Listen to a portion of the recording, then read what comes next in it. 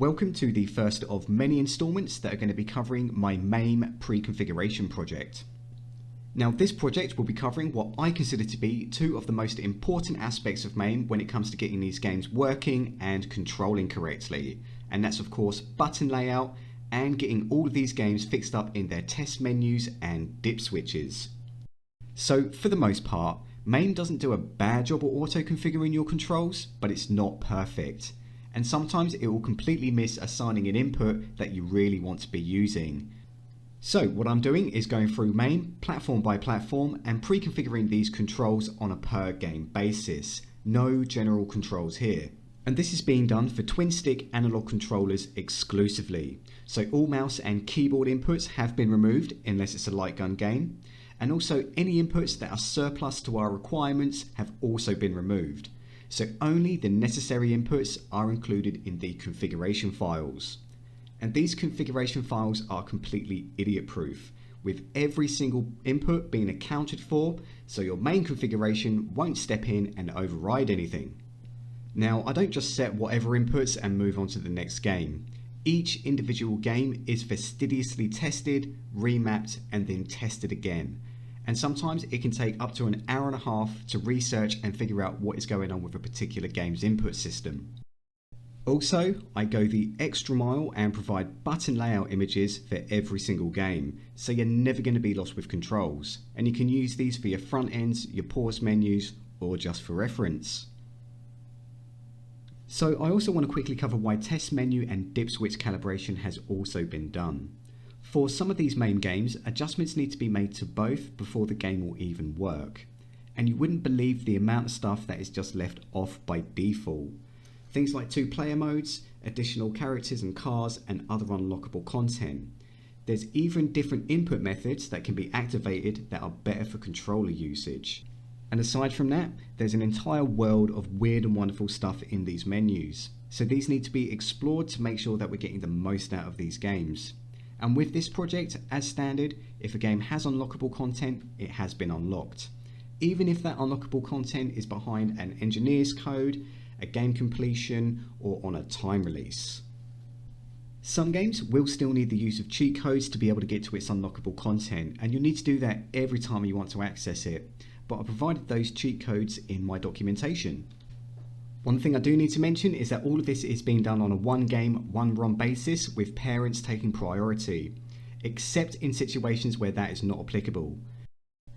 Now that I've got the project introduction out of the way, let's get into Namco System 22.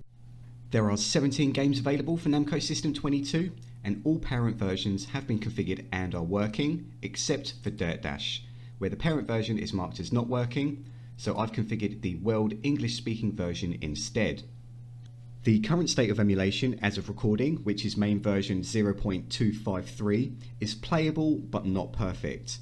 All of these games are listed as having some kind of audio or graphical issue, and as of yet, the linkable arcade machines are not playable via LAN. When it comes to performance, on lower end hardware, these games are going to run slow. On my main PC, which is an AMD 8350 and 1GB 960, don't laugh, these games do frequently drop frames. However, when I used this on my laptop that was actually made in the last 5 years, it ran much better, but it still did drop a few frames. So keep in mind that MAME loves single core CPU performance. Keep in mind this can only get better over time as it receives more development, and everything I just said may be out of date by the time that you're watching this. When it came to setting controls, there wasn't really anything that gave me too much of a headache, but there are a couple of things that I do want to mention here. Ridge Racer 1 and 2 and Rave Racer all had deluxe versions of their cabinets, and these included a clutch pedal and a 4-way gear stick. And this would be great for a steering wheel and pedal setup, but it's not so great for controller usage. So you want to make sure that you keep this on the standard cabinet type because it has a sequential shifter and no clutch. So if you're wondering why these inputs are missing, it's because we're not using that deluxe version.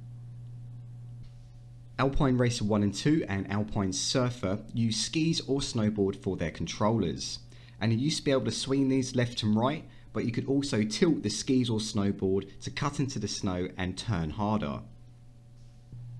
Now MAME didn't actually auto map this to any input whatsoever, So what I've done is added that input to left and right on the right stick.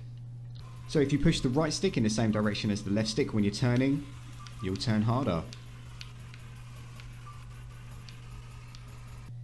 And I've also set Time Crisis up so it can be used with a controller or a mouse. Now there isn't any unlockable content as such, but there are cheats to access hidden characters, but I've made sure to include those cheats in my documentation. And I've even gone as far to add some additional inputs for these games so those cheats are easier to pull off. So if you want to grab these configuration files and those images, you can do so on the Launchbox forums, and these are also going up on GitHub, and I'll provide links for these in the description below, and only configuration files for MAME are being provided. When you're grabbing these, make sure that you download the correct premaps for your controller type. So you've got two choices, X input and D input. So you want to double check what input type your controller is and then download the correct premaps. Once you have those, just open up the NVRAM zip, select all of the folders inside and just move those into the NVRAM folder of MAME. I'm just going to close this down, then open up the controller premaps.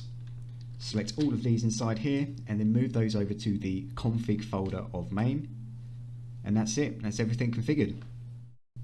There we go, that's Namco System 22, 17 games down, only a few thousand left to go. And moving forward, these videos are going to be a bit more quick fire. And if you want to keep up to date with that, you know what to do. And if you like today's video, slam me a thumbs up. And apart from that, go play some games. Adios.